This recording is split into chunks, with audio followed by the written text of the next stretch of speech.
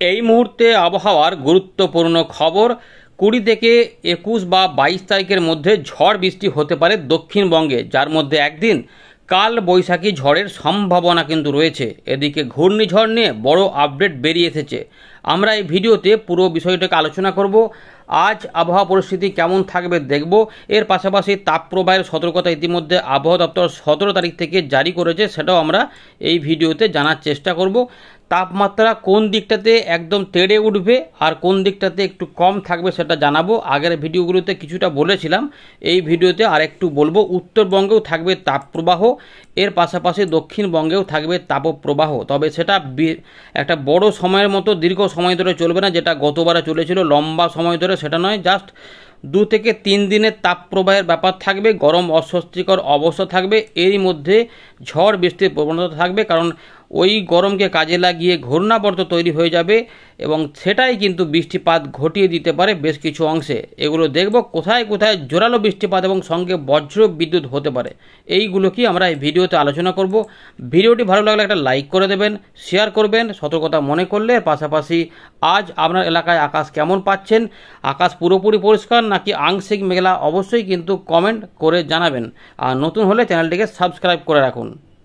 ইতিমধ্যে আলিপুর আবহাওয়া দপ্তর যে সতর্কতা প্রকাশ করেছে তাতে আমরা দেখতে পাচ্ছি 16 তারিখ থেকে একদম 20 তারিখ পর্যন্ত উত্তরবঙ্গে কিছুটা বিক্ষিপ্ত বৃষ্টিপাতের সম্ভাবনা রয়েছে, যার জন্য রয়েছে সতর্কতা। তার মানে বজ্রবিদ্যুৎ অ্যাক্টিভিটি হবে। এর মধ্যে 17 তারিখে হিট ওয়েভ থাকবে। এই হিট ওয়েভ মানে তাপপ্রবাহ, অর্থাৎ এগুলো উত্তর দক্ষিণ দিনাজপুর মালদা এই সাইডটাতে থাকলেও গরম এবং অস্বস্তিকর আবহাওয়া কিন্তু বজায় থাকবে উত্তরবঙ্গের সমস্ত জেলাতে, দার্জিলিং কালিম্পং ছাড়া। এর পাশাপাশি গাঙ্গেয় পশ্চিমবঙ্গে সতর্কতা নতুন করে দিয়েছে। 18 তারিখ 19 তারিখ 20 তারিখ তাপপ্রবাহ থাকবে, 20 তারিখ পর্যন্ত তাপপ্রবাহ থাকবে এবং এরই মধ্যে কিন্তু আবহাওয়া পরিস্থিতিতে আবার বদল আসবে। এখানেই ঝড় বৃষ্টি শুরু হতে পারে। আপডেট হয়তো আবহাওয়া দপ্তর হিট ওয়েভ প্লাস হয়তো কিছু দিয়ে দিতেও পারে, বজ্রবিদ্যুৎ অ্যাক্টিভিটি এবং থান্ডার স্কোয়াল বা এগুলো দিতে পারে। সেগুলো পরবর্তী ক্ষেত্রে আপডেট পরিবর্তন করতে পারে, সেগুলো আমরা পরবর্তী আপডেট আপনাদের অবশ্যই জানাবো। তবুও জেনে রাখলেন যে সতর্কতা কিন্তু আবার জারি করেছে আলিপুর আবহাওয়া দপ্তর এবং ভারতীয় মৌসুম ভবন।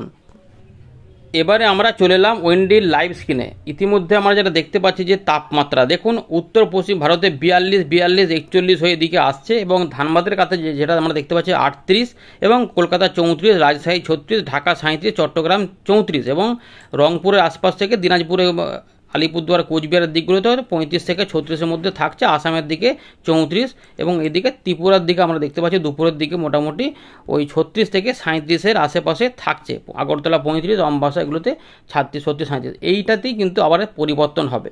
এই যে দেখতে পাচ্ছেন এখানে টুকটাক মেঘ দেখতে পাচ্ছেন, দমকা একটু করে হাওয়া থাকছে, এইগুলোতে কিন্তু আস্তে আস্তে পরিবর্তনটা হবে। তাপমাত্রা দেখুন ধীরে ধীরে বাড়ছে, যে 40 ডিগ্রি 39 ডিগ্রি, ভালো করে দেখুন 19 তারিখের আগে 18 তারিখের দিকে তাপমাত্রা 42 ডিগ্রি এবং এই 18 তারিখের পর থেকে আস্তে আস্তে দমকা হাওয়া এখানে প্রবেশ হবে। এই যে শুকনো হাওয়াগুলো আসলে এখানে কিন্তু একটা ঘূর্ণাবর্ত তৈরি হবে এবং দেখুন 19 তারিখেও 43 ডিগ্রি পাচ্ছি, ঢাকার দিকে 37 এবং এখানে আমরা সোমবার 20 তারিখের দিকে দেখা যাচ্ছে প্রচণ্ড গরম, যেটা আগের আপডেটটা দেখিয়েছিলাম। তো খড়গপুর মানে পশ্চিম মেদিনীপুর ঝাড়গ্রাম এই সাইডটাতে 41 থেকে 43-এর মধ্যে তাপমাত্রা ঘোরাফেরা করবে। জলেশ্বরের দিকে 35, কিন্তু দেখুন এখানে ঝোড়ো হাওয়া উঠছে। বাঁকুড়া 40, পুরুলিয়া 44, এখানে ধানবাদ 45, দুর্গাপুর 42 এবং এই দিকগুলোতে তাপমাত্রা 37 ডিগ্রি পর্যন্ত দেখাচ্ছে। 19 তারিখের দিকে এটা 40 থেকে 43-এর মধ্যে থাকতে পারে। আর বাংলাদেশগুলোতে 34, 36, 37, 38, 39-এর মধ্যে ঘোরাফেরা করবে। মালদার দিকে 40 ডিগ্রি, উত্তর দিনাজপুর দক্ষিণ দিনাজপুর মালদা এগুলোতে 37 থেকে 38 বা 40-এর মধ্যে ঘোরাবে, অর্থাৎ গরমটা থাকবে বোঝাই যাচ্ছে। কিন্তু এরই মধ্যে দুরকম পরিস্থিতি থাকছে, একটা হচ্ছে শুকনো হাওয়া আসছে আর একটা হচ্ছে জলো হাওয়া ঢুকছে। এই দুটো ঘুরিয়ে ফিরিয়ে এবারে মেঘের সৃষ্টি করতে পারে, সেটা দেখাবো।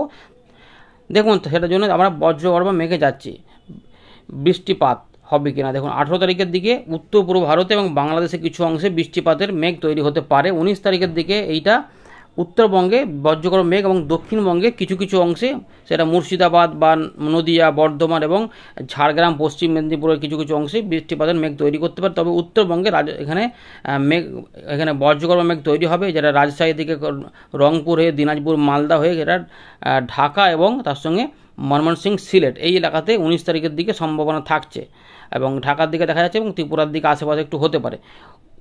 20 তারিখ এই সময় থেকে 21 তারিখ এই সময়কালের মধ্যে জোরালো কিন্তু ঝড় বৃষ্টির সম্ভাবনা থাকবে এবং যার মধ্যে কালবৈশাখীর আশঙ্কাও থাকছে। তো আমরা দেখতে পাচ্ছি যে মুর্শিদাবাদ থেকে শুরু করে বর্ধমান, বীরভূম, দুমকা মানে ঝাড়খণ্ডের বর্ডার এবং বীরভূমের বর্ডার, তার পাশাপাশি বিহার এবং আমাদের বাঁকুড়া বা ঝাড়গ্রাম, পশ্চিম মেদিনীপুরের দিকে কিন্তু বজ্রগড় মেঘ তৈরি হতে পারে। রাজশাহী থেকে শুরু করে মুর্শিদাবাদ, নদিয়া, উত্তর 24 পরগনা, হুগলি, বর্ধমান, কলকাতা উত্তর এবং পরবর্তী ক্ষেত্রে এটা খুলনা, বরিশাল, ঢাকা, চট্টগ্রামের উপর দিয়ে এটা ত্রিপুরার দিকে যেতে পারে ময়মনসিংহ, সিলেটের আজ ধরে। এটা কিন্তু 20 তারিখের দিকে একটা ঝড় বৃষ্টি পশ্চিম দিক থেকে পূর্ব দিকে সরে যাওয়ার একটা প্রবণতা দেখাচ্ছে এবং এতে কিন্তু বৃষ্টিপাতের পাশাপাশি ঝোড়ো হাওয়াও থাকবে এবং 21 তারিখেও দেখা যাচ্ছে দমকা ঝড় বৃষ্টি হতে পারে। সুতরাং সম্ভাবনা থাকছে 20 বা 21 তারিখের মধ্যে। এটার মধ্যে কিন্তু আমরা দেখব যে দমকা ঝোড়ো হাওয়া কিন্তু থাকবে, যেগুলো হয়তো 40 থেকে 50 হতে পারে। দমকা হাওয়া থাকছে, কিন্তু কোনো কোনো এলাকাতে ঝড় উঠে যেতে পারে, এই আশঙ্কা বা সম্ভাবনা কিন্তু থাকছে। এটা 20 তারিখ থেকে 21 তারিখের মধ্যে যে কোনো একটা দিনে হতে পারে, কিন্তু ওই 19 থেকে 21 বা 22 তারিখের মধ্যে কিছুটা বৃষ্টিপাতের পরিবেশ থাকবে। ঝাড়খণ্ড এবং মধ্য ভারতের দিকেও কিছুটা বৃষ্টিপাতের পরিবেশ মনে হচ্ছে তৈরি হবে, এরকমভাবে কিন্তু রয়েছে, পরিষ্কার দেখা যাচ্ছে। পুরো এলাকাটা বুঝলেন যে এই এলাকাগুলিতে আসতে পারে। এবারে এই এলাকাগুলির মধ্যে বৃষ্টিপাত কেমন থাকবে? 22 তারিখে বিক্ষিপ্ত বৃষ্টিপাত থাকতে পারে। দেখুন ভালো করে, যে বিক্ষিপ্ত বৃষ্টিপাত একটু হালকার উপরে রয়েছে 22 তারিখের দিকে, কিন্তু মেন যে ব্যাপারটা হবে 19 তারিখ থেকে পরিবর্তন থাকবে। 19 তারিখে উত্তর পূর্ব ভারতে বৃষ্টিপাত থাকবে। উত্তরবঙ্গে জলপাইগুড়ি, আলিপুরদুয়ার, কোচবিহার এগুলোতে বৃষ্টিপাত থাকবে। এই যে বৃষ্টিপাতগুলো দেখুন আস্তে আস্তে আস্তে ছড়াচ্ছে। ওয়াইড স্প্রেড রেনফল থাকবে রংপুর, ময়মনসিংহ, সিলেট এবং আসাম, মেঘালয় বৃষ্টিপাত থাকার পাশাপাশি আমাদের বাংলাদেশে বৃষ্টিপাত থাকবে। বাংলাদেশে কোথায় না, রাজশাহী থেকে শুরু করে ঢাকা, ময়মনসিংহ, সিলেট এবং ত্রিপুরার দিকে বৃষ্টিপাত হয়ে যাবে। দক্ষিণবঙ্গে সেরকম থাকবে না, একটু কম থাকবে। এই দেখুন মাঝারি ভারী বৃষ্টিপাত থাকবে, ওদিকে শুরু হবে, ত্রিপুরার দিকেও কিছুটা বৃষ্টিপাত আসবে। 19 তারিখ রাত থেকে 20 তারিখ সকালের মধ্যে কিছুটা আলিপুরদুয়ার, কোচবিহার, রংপুর বিভাগে বৃষ্টিপাত থাকবে। উত্তর দক্ষিণ দিনাজপুরে একটু বৃষ্টিপাত থাকতে পারে। এর পাশাপাশি কলাই, বগুড়া, আদমদিঘি হয়ে ময়মনসিংহ হয়ে এখানে ময়মনসিংহ, সিলেট হয়ে এলো আসাম, মেঘালয় বৃষ্টিপাত, করিমগঞ্জ অববাহিকা, শিলচর এদিকে বৃষ্টিপাত দেবে। এবারে 20 তারিখে দুপুরের পরে গরমটা থাকবে, পরিবর্তন একটা হবে। ভালো করে দেখুন, এই যে 20 তারিখে এই যে বজ্রগড় মেঘ সৃষ্টি হচ্ছে, এতে হালকা থেকে মাঝারি মানের বৃষ্টিপাতের পাশাপাশি কোনো কোনো অংশে ভারী বৃষ্টিপাত নামতে পারে।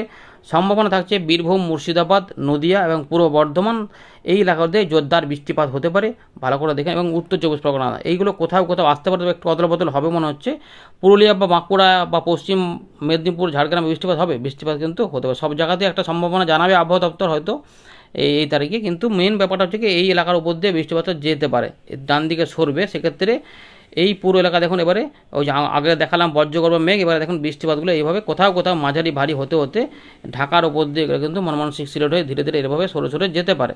এবং যেটা পরিষ্কার দেখা যাচ্ছে যে যশোর, লোহাগড়া, মাদারীপুর, ফরিদপুর প্রচণ্ড এই যে গরম অস্বস্তিকর আবহাওয়ার মধ্যে এই বৃষ্টিপাত হয়ে একটু শান্তি আসবে এবং এতে কিন্তু কোথাও কোথাও শিলা বৃষ্টিপাতও হতে পারে এবং ঝড় বৃষ্টি হতে পারে। এগুলো কিন্তু সম্ভাবনার মধ্যে থাকছে। দু একটা জায়গাতে শিলা বৃষ্টিপাত বাংলাদেশে হতে পারে, সেটা 19 তারিখেও হতে পারে বা 20 তারিখেও হতে পারে। এই ব্যাপারটা কিন্তু থাকছে। শিলা বৃষ্টির চান্স বাংলাদেশে বেশি রয়েছে পশ্চিমবঙ্গের তুলনায়। এইভাবে কিন্তু থাকবে এবং 21 তারিখেও কিছুটা বৃষ্টিপাত থাকবে। সব জায়গাতে বৃষ্টিপাত কি হবে সমানভাবে? না, সব জায়গাতে সমান তালে বৃষ্টিপাত হওয়ার চান্স নেই।